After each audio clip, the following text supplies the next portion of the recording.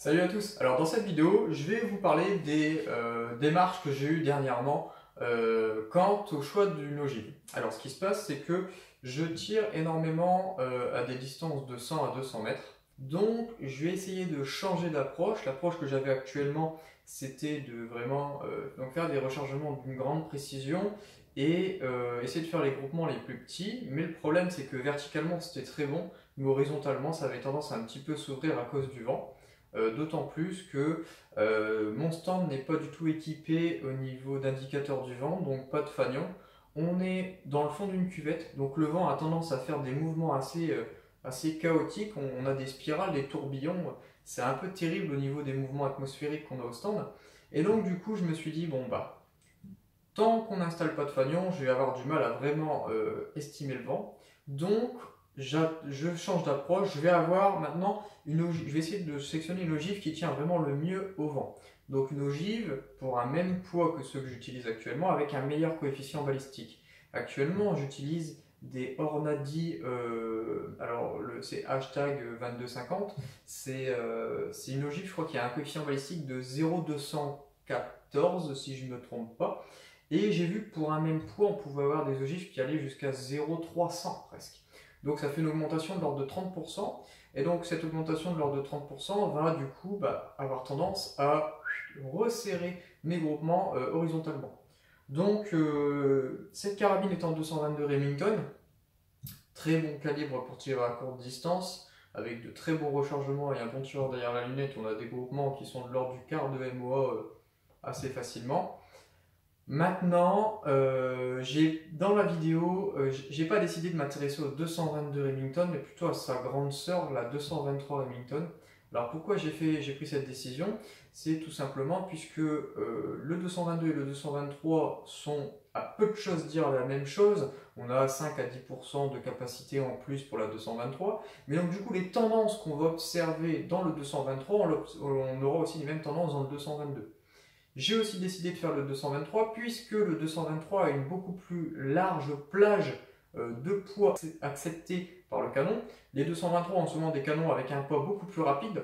Ça va de tous les 7 pouces à 9 pouces grosso modo. Alors qu'en 222 Remington, on est plutôt sur entre 12 et 14 pouces par tour. Donc du coup, la 222 ne peut pas tirer du très lourd. Donc en étudiant la 223, j'aurai les données pour la 222 et en plus des données pour la 223. D'autant plus que beaucoup d'entre vous utilisent la 223, malgré que ce soit un calibre en catégorie B, on en voit beaucoup. Donc voilà. Maintenant, place aux données. Donc on va faire comme la dernière vidéo, mais en beaucoup plus condensé, puisque les 40 minutes c'est quand même assez lourd.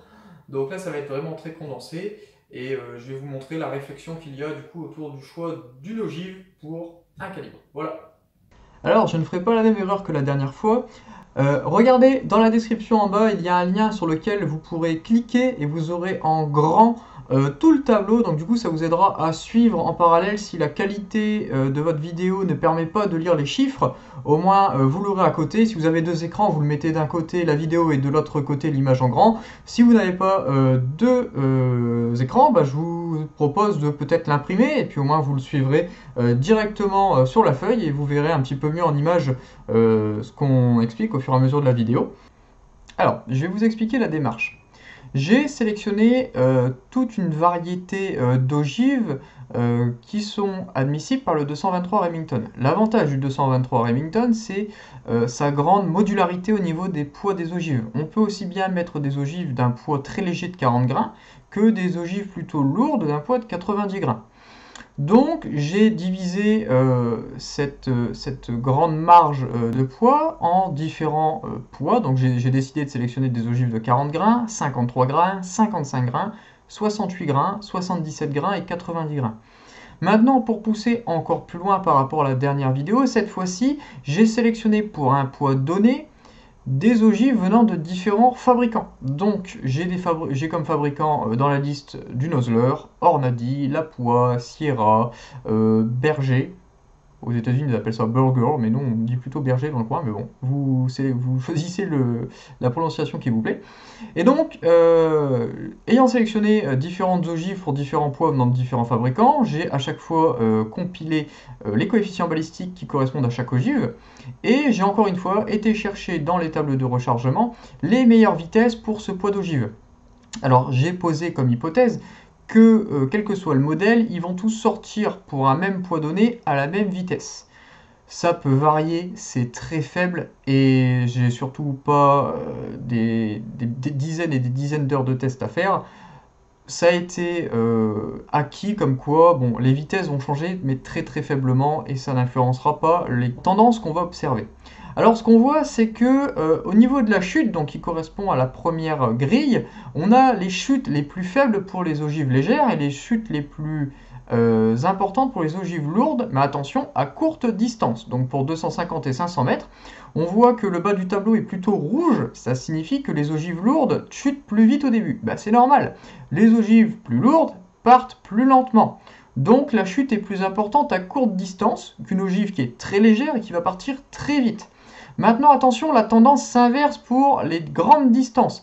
Ce qu'on voit c'est que pour les grandes distances, de 750 voire 1000 mètres, les ogives qui chutent le plus sont les ogives les plus légères. Tout simplement parce que ces ogives plus légères ont des coefficients balistiques qui sont vraiment très faibles et donc ils ne conservent absolument pas leur vitesse à grande distance. Par contre, les ogives très lourdes vont avoir une meilleure tendance à conserver leur vitesse et finalement, eh bien, elles vont battre les ogives légères à grande distance.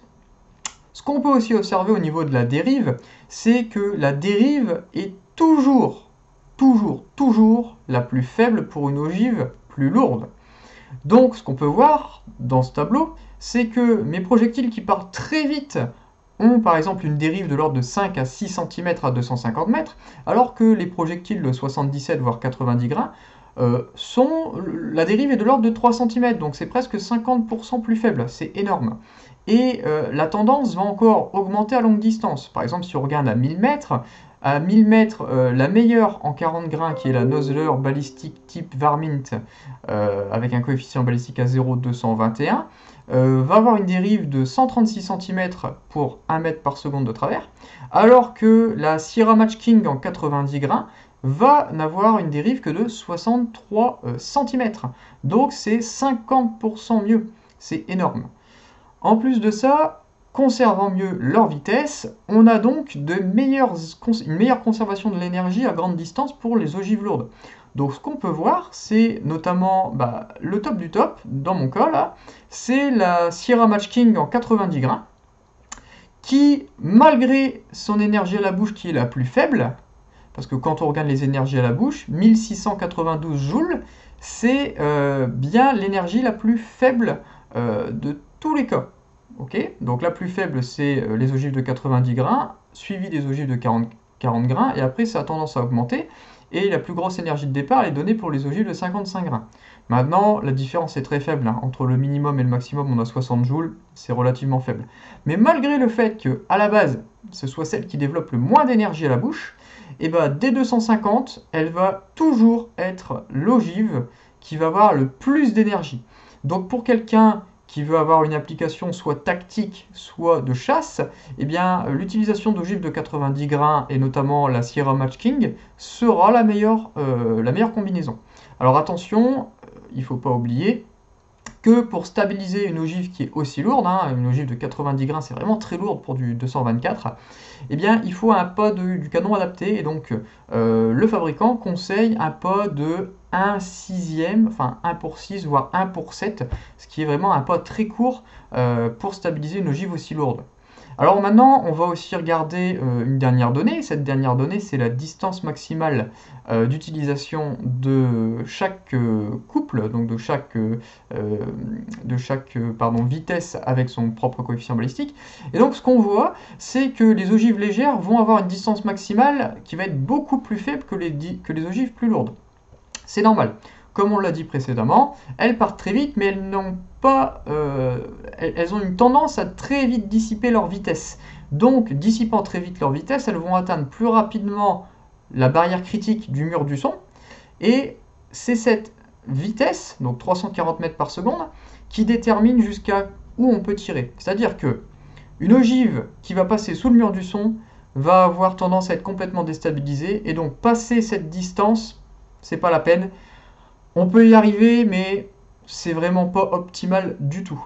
Donc du coup, ce qu'on voit, c'est que malgré tout, eh bien, les ogives en 90 grains vont pouvoir porter jusque 1125 mètres. Alors c'est assez énorme pour un 224. Maintenant, on fait beaucoup mieux dans d'autres calibres, mais j'ai observé il y a peu de temps que sur certains forums US, beaucoup commençaient à faire des calibres Wildcat basés sur ces ogives de 90 grains. Puisque en fait, avec ces ogives de 90 grains, on a à peu près le même coefficient balistique que les très bonnes ogives en 6 mm. Et certaines personnes commencent à prendre des douilles de 243 qu'ils vont neck down, donc qui vont diminuer le diamètre du collet pour accepter du 224. Et par conséquent, ils vont se trouver avec une meilleure balistique que le 243. Et donc, eh bien, ça prouve que en analysant bien les données, on se rend compte de beaucoup de choses, et que c'est très important quand vous décidez de vous mettre dans un rechargement, de se poser, de prendre son temps et de bien sélectionner l'ogive qui vous va le mieux. C'est-à-dire que moi, j'ai fait l'erreur, jeune débutant, de sélectionner des ogives tout simplement par leur disponibilité. Voilà, j'ai vu que ces ogives-là n'étaient pas trop chères, on en entendait du bien, j'ai fait bon allez, on est parti, on va essayer ça. Sauf que malheureusement, eh bien, j'ai passé beaucoup de temps à sélectionner une charge, à avoir de bons résultats, mais ces bons résultats auraient pu être encore meilleurs si j'avais eu un petit peu plus de patience et un meilleur protocole pour choisir mes ogives. Et donc si aujourd'hui je devais redéfinir une nouvelle charge avec du coup un potentiel vachement plus important, eh bien je vois très clairement, moi pour ma 222 Remington, que la meilleure ogive d'un point de vue purement balistique serait la Nosler Varmageddon en 53 grains. On voit que c'est une ogive déjà d'un point de 53 grains. C'est important pour moi puisque tirant du 222 Remington, je ne peux pas tirer très lourd. Donc déjà, tout ce qui est au-dessus de 55 grains, c'est mort. Mon canon n'aura pas un pas assez rapide pour les stabiliser. Donc tout le bas du tableau est complètement inutile pour moi. Maintenant, ce que je vois, c'est que cette ogive Varmageddon a le meilleur coefficient balistique parmi les 53 grains. Elle est de très peu dépassée par la E-type. Elle est dépassée de 0,002, de 2 millièmes, c'est vraiment rien du tout. Mais ce qu'on voit, c'est que la Varmageddon en 53 grains part avec presque 20 mètres par seconde de plus. Et cet avantage en vitesse se traduit par une chute plus faible et une dérive plus faible. Et donc du coup, cette ogive-là m'a l'air vraiment, vraiment très bonne. Et donc je suis actuellement en train de chercher où est-ce que je peux en trouver. J'ai vu sur le site de Nosler que c'était une ogive qui venait tout juste d'être implantée en 2017 et j'ai pas trouvé de distributeur en France. Alors si par hasard quelqu'un a la chance d'en avoir sous la main, ou bien de trouver un site sur lequel on les vend, franchement, essayez de partager le lien, parce que moi ça m'intéresse vraiment beaucoup. Et voilà, donc ce protocole que j'ai utilisé pour le 223 Remington, on peut l'utiliser pour tous les calibres qu'on souhaite.